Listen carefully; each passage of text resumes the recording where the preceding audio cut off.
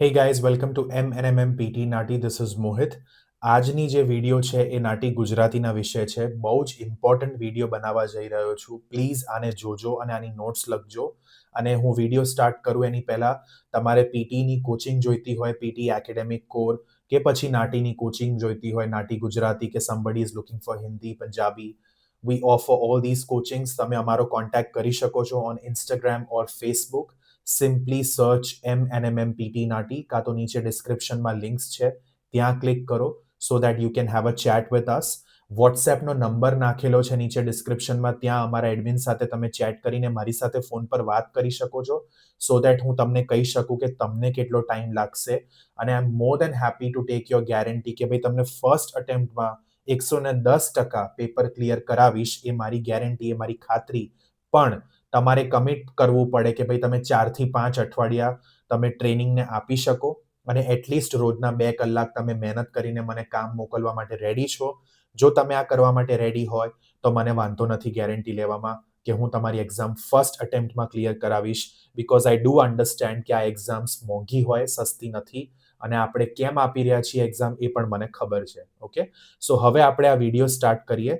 આ જે પોઈન્ટર્સ છે ને એ બહુ ઇમ્પોર્ટન્ટ છે, કારણ કે અમુક વખતે આપણે તૈયારીમાં એટલા ખોવાઈ ગયા હોઈએ, જે લોકો કરે છે એમની વાત કરું છું, કે આ બધી વસ્તુઓ થોડી સાઈડ ટ્રેક થઈ જાય છે અને ચાલે નહીં. બરાબર, લેટ્સ સે તમે જબરજસ્ત તૈયારી કરીને ગયા, પણ એક તમારી નાની ભૂલ અને તમને એવું કહેવામાં આવે ઈમેલના થ્રુ નાટીનું કે ભાઈ તમારી એક્ઝામ ઇનવેલિડેટ કરી દીધી છે, તમને કોઈ રિફંડ નહીં મળે, તમને કોઈ ફ્રીમાં ફરી એક્ઝામ આપવાની મળે, ફરી એક્ઝામ બુક કરો અને એક્ઝામ આપો. તમને કેવું લાગશે? બરાબર, કે આટલા દિવસ મેં મહેનત કરી, આટલા દિવસ તૈયારી કરી, પૈસા નાખ્યા, ટાઈમ નાખ્યા, ને બધું બસ વ્યર્થ. એટલે અને પછી નેક્સ્ટ ડેટ લેશો, શું ગેરંટી તમને મહિનામાં એક્ઝામ મળશે? 1.5 મહિના પછી મળશે તો ફરી 1.5 મહિના તૈયારી કરશો, કંટાળી નહીં જાઓ? નાટી થોડી રમતા રહેવાનું છે, આપણે બીજા બી કામ હોય લાઈફમાં, રાઈટ? સો કહેવાનો અહીંયા મતલબ એ છે કે તૈયારી તો કરો, તમારા ટીચર સાથે ફીડબેક લો, પણ સાથે સાથે આજે જે વસ્તુઓ કહેવાનો છું એ પણ કરજો, સો દેટ એક્ઝામના દિવસે કે એક્ઝામ પછી તમે હેરાન ના થાઓ. ઓકે, હવે મારા જે સ્ટુડન્ટ્સ છે એમને તો હું અઠવાડિયાના 7 દિવસ personal one on one feedback આપું છું. મારો કોઈ સ્ટુડન્ટ કોઈ દિવસ ના કહી શકે કે મોહિત ફીડબેક નથી આપતા. બને જ નહીં, કારણ કે એમને ફીડબેક મળે જ છે, રોજ મળે છે ફીડબેક. 7 દિવસ, શનિ રવિ પણ ફીડબેક આપું છું. બરાબર, કારણ કે મને ખબર છે દરેક સ્ટુડન્ટનું સ્કેડ્યુલ અલગ છે. મારા સ્કેડ્યુલ મુજબ તમે તૈયારી ના કરી શકો. સિમિલરલી તમારે પણ મેક શ્યોર કરવાનું કે તમે પણ જવાબદારી લો કે આપણે આપણું હોમવર્ક કરીને મોહિતને મોકલીએ, ઇન કેસ તમે મારા સ્ટુડન્ટ છો. ઓકે, હવે સૌથી પહેલી વસ્તુ, તમને જ્યારે પ્રોક્ટરનો ઈમેલ આવે તો એ ઈમેલ તમારે વ્યવસ્થિત રીતે વાંચવું પડે. પહેલી લાઈનથી છેલ્લી લાઈન સુધી બધું વાંચો. એમાં એ લોકો તમને બધું કહેશે, વિડીયો આપીએ, વિડીયો જુઓ. ઉતાવળમાં કોઈ વસ્તુ રહી ના જાય વાંચવાની. ઇન્સ્ટ્રક્શન્સ વાંચો કે ભાઈ એક્ઝામના 48 hours પહેલા તમારે સિસ્ટમ ચેક કરવાનું છે. તો તમારા મોબાઈલ ફોનમાં એક રિમાઇન્ડર નાખો કે ભાઈ ધારો કે ફોર એક્ઝામ્પલ 10 તારીખે એક્ઝામ છે, તો 8 તારીખે એક અલાર્મ મૂકો કે ભાઈ do the system check for નાટી એક્ઝામ. અને 48 hours પહેલા ત્યાં તમને જે ક્લિક હિયર આપ્યું હોય એના ઉપર ક્લિક કરીને તમારું સિસ્ટમ ચેક પતાવો. જે લેપટોપમાં તમે એક્ઝામ આપવાના હોય એ લેપટોપમાં જ સિસ્ટમ ચેક કરાય. કેમ? What is the meaning of system check? System એટલે તમારી ડિવાઇસ જેમાં તમે તમારી પરીક્ષા આપવાના છો. તો એ ડિવાઇસ ચેક કરવાનું છે કે ભાઈ નાટી માટે બધું બરાબર છે કે નહીં. બીજા લેપટોપમાં ચેક કરીને બીજા લેપટોપમાં એક્ઝામ ના અપાય, એ તો પછી આપણે કઈ મતલબ જ નથી એનો. બરાબર, એટલે સિસ્ટમ ચેક કરવાનું. સિસ્ટમ ચેક પતાવવું ઇઝ કમ્પલસરી. કેમ? કારણ કે સિસ્ટમ ચેક જેવું પતશે એના પછી જ તમને બીજી ઈમેલ મળશે, જેમાં એક લિંક હશે કે ભાઈ એક્ઝામના દિવસે, એક્ઝામના ટાઈમે આ લિંક ઉપર ક્લિક કરીને તમારે એક્ઝામ સ્ટાર્ટ કરવાની. તમે સિસ્ટમ ચેક નહીં પતાવો તો તમને લિંક નહીં મળે અને એક્ઝામના દિવસે તમે એવું વિચારશો કે ભાઈ હવે એક્ઝામ કઈ રીતે ચાલુ કરવાની. અને એ વખતે તમે પેનિક મોડમાં આવી ગયા. પેનિક મોડમાં એટલે પતી ગયું, બધું પૂરું. હવે તમે નાટીને કેટલું બી સમજાવો, એ તમને કોઈ રિફંડ નહીં કરી આપે, એ તમને કોઈ સમજવા તૈયાર નથી. તમારે નવી એક્ઝામ બુક કરાવવી પડશે. એટલે આ બધું બહુ જ અગત્યનું છે. ઓકે, નેક્સ્ટ વસ્તુ, હેડફોન્સ અલાઉડ નથી. વાયરવાળા, વાયરલેસ, બ્લૂટૂથ, એરપોડ્સ, આ પેલા તેલા કશું અલાઉડ નથી. બધું સાઈડમાં મૂકી દેજો ડ્રોવરમાં. અલાઉડ નથી એટલે નથી. તમે ભૂલથી પણ હેડફોન્સ વાપરશો તો શું થશે હું તમને કહું. એક્ઝામ પતી ગઈ, પછી તમે એવું કહેશો કે સરસ એક્ઝામ ગઈ, મજા આવી ગઈ. હવે એક ઈમેલ આવશે નાટીનો, યોર એક્ઝામ હેઝ બીન ઇનવેલિડેટેડ. પતી ગયું. ઇનવેલિડેટેડ એટલે બધું પૂરું, એ એક્ઝામ ગણવામાં નહીં આવે. નવી એક્ઝામ બુક કરો, ફરી પૈસા ભરો, 1.5 મહિના પછીની ડેટ મળશે. હવે હું અહીંયા બીવડાવવા નથી બેઠો, તમારી આંખ ખોલવા બેઠો છું, બરાબર? કારણ કે તમારે સમજવાનું છે કે આપણે કેટલા પૈસા નાખીએ છીએ અને કેટલો સમય ઉપર તો કંઈ છે જ નહીં. તમે ટાઈમ કેટલો નાખો છો? મહિનાની તૈયારી કરી હશે, બરાબર? અને 1 મિનિટમાં મહિનાની તૈયારી પાણીમાં. એટલે આ બધી વસ્તુઓ લખો કે ભાઈ શું કહે છે આ વ્યક્તિ જે 8.5 વર્ષથી ભણાવે છે, એને કંઈક તો ખબર હશે. તો બધું લખો અંદર કે આ વ્યક્તિ આવું બોલે છે તો આપણે ફોલો કરવા જેવું છે, આપણા માટે જ છે, બરાબર? કોઈ પણ પ્રકારના હેડફોન્સ વાપરવા નહીં, બિલકુલ નહીં વાપરવાના. ઓકે? હવે next, check the room properly where you will appear for the test. હવે તમે એક રૂમમાં બેસીને એક્ઝામ આપશો તમારા ઘરમાં. તમારા ઘરમાં લોકોને ખબર હોવી જોઈએ કે ભાઈ તમે કોઈ પરીક્ષા આપવા બેઠા છો. ડિટેલ્સ ના આપતા કઈ પરીક્ષા છે, શેના માટે છે, પણ પરીક્ષા આપો છો એટલું તો કહેવું જ પડે તમારે એમને કે ભાઈ 12 થી 1 હું પરીક્ષા આપવાનો છું. ઘરમાં પ્લીઝ કોઈ અવાજ નહીં, કોઈ રૂમમાં નહીં આવે.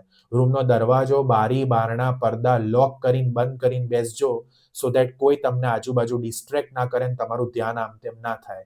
ઘરમાં બધાને ખબર હોવી જોઈએ કે પરીક્ષા આપવા બેઠો છે, એટલે બહાર ટીવી ના ઓન કરી દે, મ્યુઝિક ના ઓન કરી દે, પિક્ચર ના ચાલુ કરી દે, બાજવાનું ચાલુ ના કરી દે.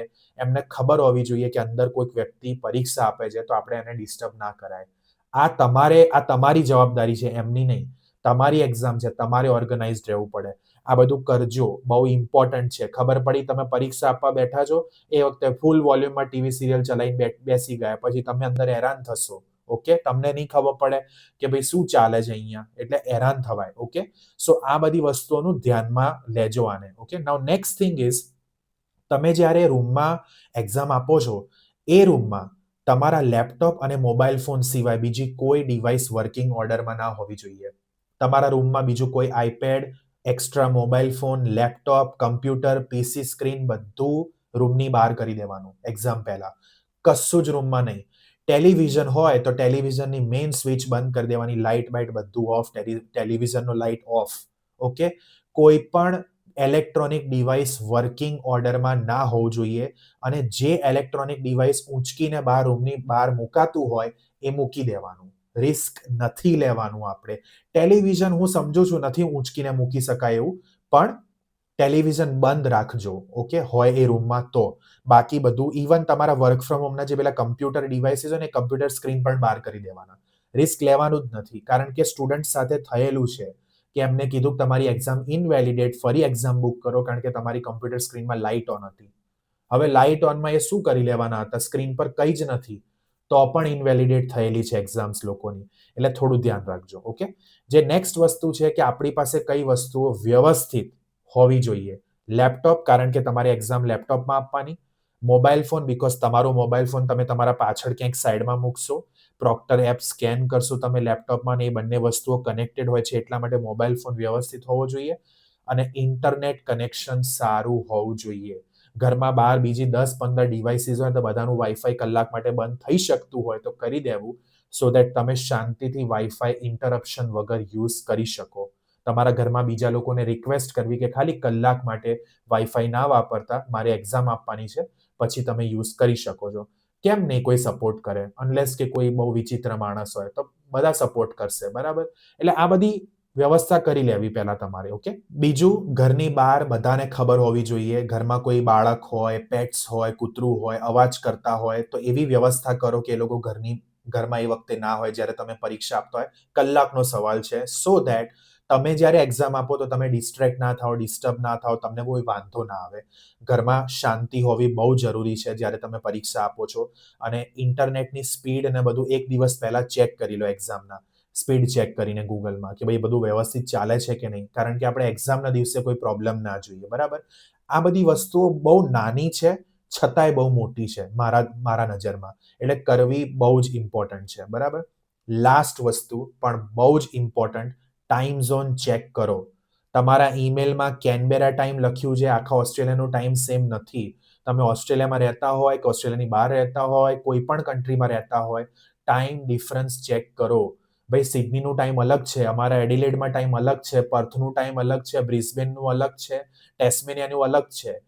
અહીંયા ઓસ્ટ્રેલિયામાં 5 સ્ટેટ છે તો 5 ટાઈમ ઝોન્સ છે. બધાના ટાઈમ સેમ નથી. અમારો ટાઈમ પોતે એડિલેડનો ટાઈમ કેનબેરા કરતા અડધો કલાક પાછળ છે. બરાબર, ડે લાઇટ સેવિંગ્સ થઈ ના થઈ તમને શું ખબર? ઓકે, એટલે એક્ઝામના એક દિવસ પહેલા પણ ચેક કરો કે ભાઈ શું છે તમારો ટાઈમ ડિફરન્સ અને એ મુજબ બેસો. 12 વાગે કેનબેરા ટાઈમ લખ્યો હોય તો હું એડિલેડમાં રહેતો હોઉં તો મને ખબર છે કે ધેટ ઇઝ 11:30 ફોર મી. તો 11:30 હું લિંક ઉપર ક્લિક કરવી જ પડે મારે. I cannot be late for the test. મારે શાર્પ ટાઈમ પર એ લિંક ઉપર ક્લિક કરીને એક્ઝામ સ્ટાર્ટ કરી દેવી પડે. જો હું લેટ એક્ઝામ સ્ટાર્ટ કરું તો મને કોઈ એ લોકો એકોમોડેટ ના કરે, કઈ વાંધો નહીં, તમે તમારે શાંતિથી આવો, તમારે જેટલો ટાઈમ લેવો લો. ના, તમને 45 મિનિટની વિન્ડો હોય, તમારે એક્ઝામ પતાવી જ પડે. તમે 20 મિનિટ લેટ આવો, તમારી લિંક પણ કામ નહીં કરે, એટલે પતી ગયું. પછી તમારે કંઈ જ, તમે કેટલું બી કહો હું ટ્રાફિકમાં ફસાઈ ગયો તો, હું હોસ્પિટલમાં, તો કઈ એક્સક્યુઝ એ લોકો લેતા નથી. તમને તમારે ફરીથી એક્ઝામ બુક કરાવવી પડશે અને ફરી આપવી પડશે. એટલે આ બધી વસ્તુઓ બહુ જ અગત્યની છે. Please make sure that you take care of this, because I again want to repeat this, that these exams are very expensive. You work so hard to earn money and you're literally putting close to your week's income in this, these exams. Why do you want to waste money on this by giving it again and again? And most importantly, most important commodity is time. You will never get it back. Okay, so make sure that you take care of these things. તમે મારા student હોય તો આ video જોયા પછી તમને કોઈ વાંધો આવે અને તમને કંઈ ખબર ના પડે તો મને પૂછો. તમે મારા સ્ટુડન્ટ્સ નથી અને જાતે તૈયારી કરો છો, કંઈ વાંધો નહીં. મેક શ્યોર કરજો કે તમે રાઈટ ડિસિઝન લો. મારા મુજબ ગાઈડન્સ બહુ જ જરૂરી છે આ એક્ઝામમાં. Okay, with that all the very best. Take care everyone.